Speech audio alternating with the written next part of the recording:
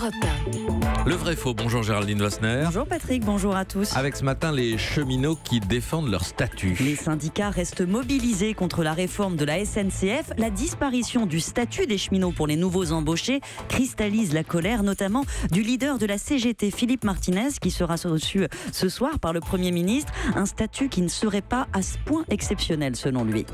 97% des salariés en France ont un statut, qu'on appelle ça un statut, une convention collective. Vous, les journalistes, vous avez un statut ? 97% des salariés ont ce qui s'apparente à un statut, vrai ou faux ? C'est techniquement vrai, oui, selon la direction du travail. Plus de 90% des salariés français sont couverts par une convention collective qui accorde des droits supplémentaires à ceux qui existent dans la loi en matière de salaire, de formation, de primes.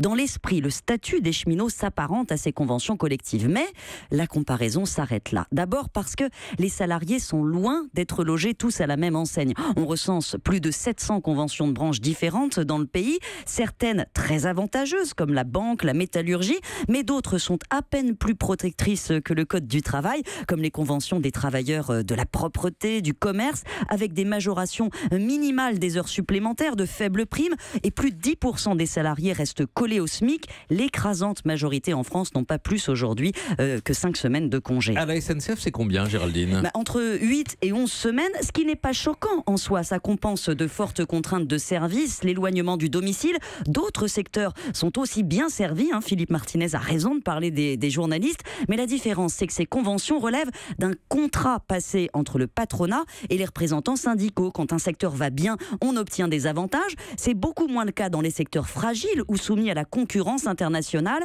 La SNCF, elle, n'a pas à redouter cette adaptation puisque le statut des cheminots, il relève de la loi. Historiquement, l'État voulait s'assurer de la sécurité de ses transports ferroviaires. Il fallait fidéliser un personnel de pointe, d'où ces avantages gagnés au fil du temps qu'on ne peut plus adapter à la conjoncture et dont les plus importants subsistent, l'emploi à vie, des tâches spécialisées et un avancement automatique à l'ancienneté, quel que soit le niveau de compétence. C'est cette absence de souplesse que le gouvernement veut réformer. Est-ce que ce statut passe si lourd dans les problèmes, dans les comptes de la SNCF ?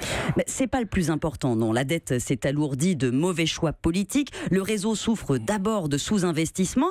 Maintenant, le problème du statut, c'est sa rigidité, notamment dans le cadre d'une ouverture à la concurrence. Un exemple, les tâches sont extrêmement cloisonnées à la SNCF. Un contrôleur de TGV ne peut pas l'être dans un TER. Les conducteurs ne font pas de maintenance. C'est pas le cas dans les autres pays et ça impacte la qualité du service et la productivité. Merci à vous, Géraldine Wassner.